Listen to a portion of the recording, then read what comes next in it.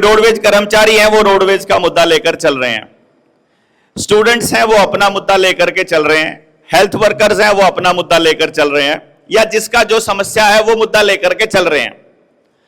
तो क्या ऐसा हो सकता है कि हम लोग, कुछ लोग जिनको लगभग सब चीजों की समझ हो, उनसे जुड़ी हुई समझ को आपस में एक दूसरे के साथ इंटरकनेक्ट कर सकते हो और पूरे समाज को इस बात पर जगा सकते हो कि भाई ये जो समस्या है आपकी, ये केवल आपकी समस्या नहीं है। जैसे किसान की समस्या है, तो मैं आपको एग्जाम्पल के तौर पे बता रहा हूं ये कि किसान की समस्या है कि उसकी फसल का दाम नहीं मिल रहा। अब यहां से बाकी लोगों की समस्या कहां जुड़ती है, इसको समझिएगा। किसान की फसल को दाम इसलिए नहीं मिलेगा क्योंकि किसान को खेती से दूर करना है। ये मैं आपको लास्ट प्लान बता रहा हूं, बीच के प्लान बीच में से गायब करके, ताकि आपको समझ में आए कि उसका असर आपकी जिंदगी पर कैसे होना है। आप में से जो खेती नहीं करते हैं उनकी जिंदगी पर कैसे होना है, इसको समझिएगा। किसान को खेती से दूर करके बड़े उद्योगपतियों को खेती की जमीन पर कब्जा करना है, और जब खेती की जमीन पर कब्जा करना है तो उसके लिए उनको यह माहौल बनाना पड़ेगा किसान और उसके बच्चे गांव छोड़कर विस्थापित हो जाएं। विस्थापित होने के लिए उनको गांव से शहर में शिफ्ट होना पड़ेगा। तो इसकी वजह से क्या होगा कि गांव के स्कूल में आपको फैसिलिटीज नहीं दी जाएंगी, लेकिन वही फैसिलिटी शहर के स्कूल में दे दी जाएंगी। अभी एक छोटा सा एग्जांपल बताइए मुझे कि आपका बच्चा अगर स्कूल में पढ़ रहा है और हम ये कहें कि 40 बच्चों पर एक टीचर हमको रखना है, तो गांव में टीचर रखने में फायदा है सरकार का या शहर में रखने में फायदा है? जनता का किस में फायदा है? जनता का फायदा है कि गांव में? सरकार का क्या फायदा है शहर में रखने का? कुछ भी नहीं। प्रैक्टिकली देखा जाए तो सरकार को तो उतनी ही तनख्वाह गांव के सरकारी स्कूल में देनी है मास्टर जी को, और उतनी ही तनख्वाह जो है वो शहर में देनी है, बल्कि शहर में एचआरए ज्यादा हो जाएगा, जिसकी वजह से शहर के टीचर की तनख्वाह ज्यादा हो सकती है, तो सरकार को तो नुकसान है। तो फिर सरकार उसी टीचर को गांव में क्यों प्रोवाइड नहीं कर रही? गांव का 40 बच्चा स्कूल छोड़कर, गांव का स्कूल छोड़कर शहर में शिफ्ट हो रहा है, तो सरकार इस पे प्रयास क्यों नहीं कर रही कि तुम शहर मत जाओ, तुम वापस गांव में रहो, तुमको टीचर वहीं मिल जाएगा। उतना ही समय, उतनी ही ऊर्जा उस बच्चे को पढ़ाने में शहर में लगेगी, उतनी ही ऊर्जा गांव में लगेगी। आपका इलाज करना है, डॉक्टर को उतना ही इलाज शहर में लगना है, समय इलाज करने में उतना ही गांव में लगना है। लेकिन यदि डॉक्टर की फैसिलिटी शहर में दे दी जाएगी तो किसान, मजदूर या गांव का व्यक्ति हर रोज या जब भी वो बीमार हो अस्पताल जाएगा तो गांव छोड़कर उसे शहर जाना पड़ेगा, तो उसके समय और पैसे की बर्बादी ज्यादा होगी। तो समाज का नुकसान शहर में फैसिलिटी देने से ज्यादा है या गांव में देने से ज्यादा है? शहर में देने से है। तो क्या यह बात सरकार में बैठे व्यक्तियों को, रिसर्चर्स को, डॉक्टर्स को, अधिकारियों को, किसी को नहीं पता है? भाई अगर ये सिंपल सी बात हमको मालूम है और आपको मालूम है और आप इसको समझ रहे हो, तो क्या इसे गवर्नमेंट नहीं समझ रही? समझ रही होगी पक्का। तो इसका मतलब है कि गांव से शहर में शिफ्टिंग करने में प्लानिंग के तहत चल रहा है कि फैसिलिटी आपको शहर में मिलेगी, यानी इस जगह पर फैसिलिटी देने की बजाय वो आपके लिए नई कॉलोनी बसाएंगे और कहेंगे वहां फैसिलिटी अच्छी है। नई कॉलोनी बसाने में ज्यादा जोर लगेगा या बसे बसाए गांव को फैसिलिटी देने में ज्यादा जोर लगेगा? नई बसाने में लगेगा। तो देश के संसाधनों को बर्बाद नई चीज बसाने में क्यों किया जा रहा है? तो यहां दिमाग लगना चाहिए कि यार गड़बड़ हो रही है। तो किसान को बर्बाद यदि करना है तो अब एक तरीके से ज्यादा बर्बाद होगा या दूसरे से आपको बताना है। किसान को खेत में खेती करते हुए कोई खर्चा ना करना पड़े, इसमें किसान की बर्बादी है, या वो खेत में ज्यादा से ज्यादा खर्चा करे, इसमें बर्बादी है? ज्यादा खर्चा करने में। अब ज्यादा खर्चा किस किस चीज में होगा? सबसे पहला काम होता है उसका खेत में जुताई का। यदि वो कर रहा है बैल से जुताई और दूसरी तरफ कर रहा है वो मशीन से जुताई, तो ज्यादा नुकसान किस में होगा? उसका मशीन में होगा। नंबर 2, उसको खेत में पानी देना है। नेचुरल तरीके से पानी देने में ज्यादा नुकसान होगा या समर्सिबल से नुकसान होगा? समर्सिबल से होगा। तीसरा, खेत में पुराने इंडिजीनियस बीज बोने से होगा या नए हाइब्रिड बीज बोने से होगा? हाइब्रिड बीज बोने से होगा। खेत में नेचुरल तरीके से खाद डालने से होगा या फिर रासायनिक खाद डालने से ज्यादा नुकसान होगा? रासायनिक खाद डालने से नुकसान होगा। यानी कि अब आपके पास 4 पॉइंट हो गए किसान के बर्बाद होने के। तो अब इसमें गेम प्लान क्या है? गेम प्लान यह है कि यदि बीज कंपनी से लिया जाएगा तो एक कमाल की बात, आप में से खेती से जुड़ा हुआ कौन कौन है? सीधे सीधे ये लोग खेती से जुड़े हैं। यदि आपको 3 साल से ज्यादा किसी कंपनी का बीज खरीदते हुए हो गए हैं तो अगली बार बीज की पैदावार कम हो रही है। गलत के सही? सही है। और यदि आप 3 साल से ज्यादा होने के बाद नई कंपनी का बीज लेते हैं तो उसमें नई तरह की बीमारियां आ रही हैं। सही है कि गलत? और वो नई बीमारियों का इलाज केवल उसी कंपनी की दवाई से हो रहा है, उसी पर्टिकुलर दवाई से, किसी और दवाई से नहीं हो रहा है। सही है कि गलत? इसका मतलब बीज के अंदर दवाई आ रही है। और जैसा खाए अन्न वैसा होए मन, तन भी वैसा ही होएगा। अगर बीमार बीज आपके खेत में डला है, उससे जो फसल होगी वो भी बीमार होगी, तो उसको जो खाएगा वो भी बीमार होगा। अब किसान कह देता है कि भैया जी हम तो खेत में बोते हैं ना, वो तो बिल्कुल रासायनिक उगाते हैं अपना खाने वाला, तो फिर दूसरे ऑर्गेनिक उगाते हैं, जैविक, कोई उसमें रसायन नहीं डालते, लेकिन जो बाजार में बेचते हैं ना उसमें रसायन डालते हैं। तो मैंने कहा बाजार वाला नहीं खाते हो तुम? बोला नहीं खाते हो। मैं पूछता हूं तुम्हारा बच्चा कहां पढ़ता है? कहता कॉलेज में पढ़ता है। कहां जाता है? उस कॉलेज में जाता है। कभी कभी बाहर कुछ खाता भी होगा? हां, कैंटीन से भी खाता होगा, ढाबे से भी खाना पड़ता होगा, रेडी पटरी से भी कुछ लेना पड़ता होगा। हां, तो वो जो वहां आया हुआ है, उस ढाबे में जो राशन आया है, वो तुम्हारा घर वाला राशन है या रसायन वाला राशन है? तो तुम्हारा बच्चा भी खा रहा है ना? ये तो सोचा ही नहीं डॉक्टर साहब। तो फिर इसका मतलब तुम्हारी दुकान पर जितना नमकीन आ रहा है वो उस फसल का नमकीन है जो रसायन वाली है। जितना बिस्किट आ रहा है वो उसी अनाज का बिस्किट है जो रसायन वाला है। जो तेल आ रहा है वो सारा का सारा वही है। अर्थात तुम्हारे को ये वहम है कि तुम अपने घर में जैविक खाना खा रहे हो। तुम्हारे घर में तुम्हारा केवल अनाज जैविक है। खेत में आने वाली सब्जी वो बेशक जैविक हो सकती है, लेकिन जो चीज तुमने बाजार से ली है या जो तुम्हें बाजार से लानी पड़ती है, तो दूसरे किसान ने वो बाजार के लिए उगाई है, दूसरा किसान उस पर रसायन छिड़क कर दे रहा है। तो बाजार से आने वाली प्रत्येक चीज के ऊपर जहर छिड़का जा चुका है। हां यार, ये तो सही है। तो फिर इससे किसको फायदा होगा, किसको नुकसान होगा? तो ये कैलकुलेशन करने लगे और देखने लगे तो हमें कुछ रहस्यों का पता चला।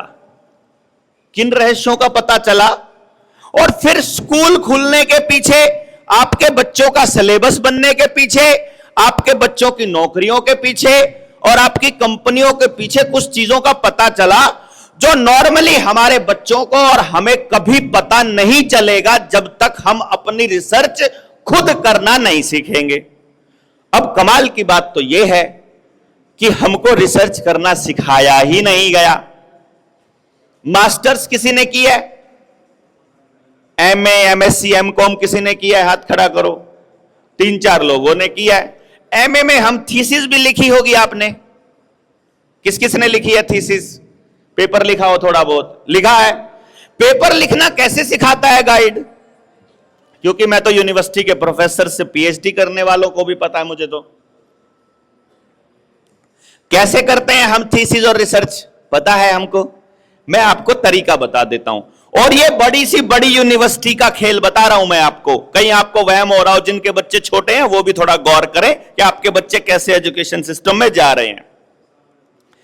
एमए करने वाला या एमए से आगे एमफिल या पीएचडी करने वाला बच्चा लाइब्रेरी में जाता है, जिन लोगों ने कुछ काम किया है उनके काम को पढ़ता है, उनकी रिसर्च को पढ़ता है, पहले के पेपर्स पढ़ता है, पहले की थीसिस पढ़ता है, उनमें जगह का नाम और सिलेबस का नाम और सब्जेक्ट का नाम थोड़ा सा इधर से उधर करके और अपनी रिसर्च के पेपर जमा कर देता है। गलत कह रहा हूं कि सही कह रहा हूं? हाथ खड़ा करो अगर मैं सही कह रहा हूं तो। यही कह रहे हैं, जिन्होंने किया वो सब बता रहे हैं। इसका मतलब हमारे सोसाइटी में बढ़िया से बढ़िया यूनिवर्सिटी में जो रिसर्च है, जो गांव का आदमी कर रहा है, मैं उसकी बात कर रहा हूं। जिसको फंडिंग ऊपर से मिल रही है उसके बारे में अभी आ रहा हूं, पहले उसकी बात कर रहा हूं जिसको फंडिंग कहीं से नहीं मिल रही है, जो अपने बाप के पैसे से एमए कर रहा है या पीएचडी या एमफिल कर रहा है या स्कॉलरशिप पे कर रहा है, मैं उनकी बात कर रहा हूं। सब के सब, या मैं सबको थोड़ा 1-2% को साइड में निकाल देता हूं, 99% स्कॉलर्स किसी के काम को कॉपी कर रहे हैं। एक भी व्यक्ति का काम ओरिजिनल नहीं है। यदि काम ओरिजिनल होगा तो पीएचडी जो 3 साल में हो सकती थी, 2 साल में हो सकती थी, 5 साल से कम में नहीं होगी। वो भी सिफारिशें लगा के लास्ट में जाके वाइवा होगा, उसका जमा ही नहीं होगी, उसका पेपर ही जमा नहीं होगा। गलत कह रहा हूं कि सही? जितना बच्चा बड़ा होता जाएगा, जब पेपर जमा करने की बारी आएगी अपने गाइड के पास, उसको उतनी ही गुलामी के लेवल पे बात करनी पड़ेगी आपको। क्योंकि आप स्कॉलर हैं तो आपको अपने गाइड के बच्चे भी पढ़ाने पड़ेंगे, उसका सिलेंडर भी भरवा के लाना पड़ेगा, उसके घर के काम भी करने पड़ेंगे, और जैसे वो कह रहा है वैसे लिखना पड़ेगा। आप अपनी मर्जी की रिसर्च सबमिट नहीं कर सकते, वो बताएगा रिजल्ट क्या आना चाहिए। गलत है कि सही है? यह बात अगर कोई डिनाई करे तो मैं बताऊंगा कि फिर तुम्हारे वहां ऐसा क्यों नहीं होता है। यह तो है एक यूनिवर्सिटी की बात जो नॉर्मल चल रहा है। अब चले जाते हैं दूसरी यूनिवर्सिटी की। अच्छा, फिर इसके मतलब यह क्या हुआ कि सारा का सारा रिसर्च मैनिपुलेटेड हो गया, इसका तो यह मतलब हुआ। तो जो भी आपके सामने आ रहा है वो मैनिपुलेटेड आ रहा है। किसी भाई ने अगर आईटी में काम किया हो और वो नेताओं के लिए इलेक्शन मैनेजमेंट का काम करता हो, तो वहां पर जो डेटा को मैनेज किया जाता है और गलत तरीके से पेश किया जाता है, ये वैसे ही है जैसे एग्जिट पोल और दूसरे पोल टीवी के ऊपर दिखाए जाते हैं। यानी जो भी उस टीवी को, उस स्क्रीन को, उस चैनल को, उस अखबार को पैसे देगा, या जो भी उस रिसर्चर को पैसा देगा, वो अपने रिसर्च में आंकड़ों का हेरफेर इस तरीके से करेगा कि रिजल्ट उस मालिक के फेवर के आए जैसा वो मालिक जो फंडिंग करने वाला है दे रहा है। यानी कि एक रिसर्च ये कहती है कि 99.9% रिसर्च के रिजल्ट वो होते हैं जो उस रिसर्च को फंडिंग देने वाला चाहता है। समझ गए? अर्थात फंडिंग देने वाला सबसे इंपॉर्टेंट और सबसे बड़ा हो गया। गलत कह रहा हूं कि सही कह रहा हूं? जो नए नए अस्पताल खुले हैं, उन अस्पतालों में किसी का मेडिकल स्टोर या किसी का लैब या किसी को वास्ता पड़ा हो, या उन आपके घर में जानकारी में कोई वहां काम करता हो तो हाथ खड़ा करें प्लीज। कोई भी आदमी जो वहां के कार्य प्रणाली को जानता है, काम करने के तरीके को। नया अस्पताल जो खुला है, जानते हैं? अब आप जानते हैं तो इसलिए मैं कह रहा हूं, अगर मैं गलत कह रहा हूं तो मुझे बताना। 99.99%, 99.99% बोल रहा हूं, यानी कि सच होने के चांस 0.001% है। 01%, 99.99% चांसेस हैं कि लैब में जो भी टेस्ट रिजल्ट आए हैं वो अलग आएंगे अगर आप दूसरी लैब पे करवाएंगे तो। गलत है कि सही है? 100% सही है। अगर आप एक ही चीज का, एक ही व्यक्ति का टेस्ट करवाएंगे 3 लैब से तो तीनों लैब अलग रिजल्ट देंगी। आप शुगर टेस्ट करवा रहे हैं, इस उंगली का शुगर अलग आएगा, इस उंगली का अलग आएगा, इस उंगली का अलग, अगली का अलग, अगली का अलग। 10 उंगलियों का शुगर टेस्ट कराएंगे तो एक ही आदमी की 10 उंगलियों के 10 रिजल्ट आएंगे। इसका मतलब सारा टेस्टिंग मैकेनिज्म फ्रॉड हो गया है कि नहीं भाई? अगर 10 जगह आएंगे तो आपको एक सच है तो डॉक्टर को कैसे पता लगेगा कौन से वाली लैब का सच है? अंतर्यामी तो है नहीं है वो। ठीक है जी। दूसरी बात, अगर कोई डॉक्टर 1 करोड़ रुपया खर्च करके डॉक्टर बना है, एमबीबीएस किया है, और एक डॉक्टर फ्री में बना है डॉक्टर, उसको मेडिकल का ज्ञान है, पूरे शरीर का ज्ञान है, एक अगली का अलग, अगली का अलग, 10 उंगलियों का शुगर टेस्ट कराएंगे तो एक ही आदमी की 10 उंगलियों के 10 रिजल्ट आएंगे। इसका मतलब सारा टेस्टिंग मैकेनिज्म फ्रॉड हो गया है कि नहीं भाई? अगर 10 जगह आएंगे तो आपको एक सच है तो डॉक्टर को कैसे पता लगेगा कौन से वाली लैब का सच है? अंतर्यामी तो है नहीं है वो। ठीक है जी। दूसरी बात, अगर कोई डॉक्टर 1 करोड़ रुपया खर्च करके डॉक्टर बना है, एमबीबीएस किया है, और एक डॉक्टर फ्री में बना है डॉक्टर, उसको मेडिकल का ज्ञान है, पूरे शरीर का ज्ञान है, एक मुझे भी सिर्फ इतना बताना है कि दोनों में से एक डॉक्टर को तो आपके बार बार विजिट करने से कोई पैसा नहीं मिलता और कोई फायदा नहीं होता, क्योंकि वो आपसे पैसा लेता ही नहीं है, वो आपको सलाह दे रहा है फ्री में कि ये दवाई ले लो तुम ठीक हो जाओगे, और दूसरा डॉक्टर प्रिस्क्राइब कर रहा है कि तुम ये दवाई ले लो ठीक हो जाओगे। लेकिन जितनी बार भी जा रहे हो आपको टेस्ट से कमीशन भी मिलता है, दवाई बेचने से उसका कमीशन भी मिलता है, और 500 रुपए की पर्ची भी कट रही है। तो कौन सा डॉक्टर चाहेगा कि आप जल्दी ठीक हो जाओ? मोटी फीस वाला कि थोड़ी फीस वाला? थोड़ी फीस वाला सोचेगा यार रोज तीसरे दिन बुलाना पड़ता है, खामखाई दिमाग खराब करता है, डॉक्टर साहब ये कैसे होगा, ये कैसे होगा, इसको जल्दी ठीक करके घर भेजो, फालतू चक्करों में दिमाग खराएगा। लेकिन जिसको पैसा मिल रहा है वो तो जितनी मर्जी दवाई प्रिस्क्राइब कर दे, उसको क्या फर्क पड़ता है? क्योंकि हमें अखबार पढ़ने की आदत नहीं है, और अगर आदत है तो हमको अखबारों का विश्लेषण करने की आदत नहीं है। कोविड-19 के दौरान 6 महीने का केवल एक टैबलेट डोलो 650, जिसका चर्चा सब जगह चला था, सिर्फ 6 महीने का एक टैबलेट का कमीशन था 10,000 करोड़ रुपया। केवल कमीशन, प्रॉफिट की बात नहीं कर रहा हूं, जो डॉक्टरों को कमीशन दिया फार्मा कंपनियों ने, कितना? 10,000 करोड़। एक टैबलेट की बात कर रहा हूं, बाकी तो छोड़ ही दो। सोचो कि क्या हाल होता होगा। अच्छा जी, स्कूल में ऐसा चल रहा है, अस्पताल में ऐसा चल रहा है, फिर चलते हैं थोड़ा सा खेती में। मैंने आपको बताया कि नुकसान कहां होगा और फायदा कहां होगा। अब मैं थोड़ा सा इधर उधर घूमने लगा तो चर्चा करने लगा, रिसर्च करने लगा, ये कंपनी किसकी है, ये यूनिवर्सिटी किसकी है, ये काम कौन कर रहा है, और उस रिसर्च की गहराई में जाने लगा तो पता चलता है सिलेबस किसने बनाया। ये तो 1938 और 1939 के दौर में कार्नेगी और रॉकफेलर ने मिलकर तैयार किया था।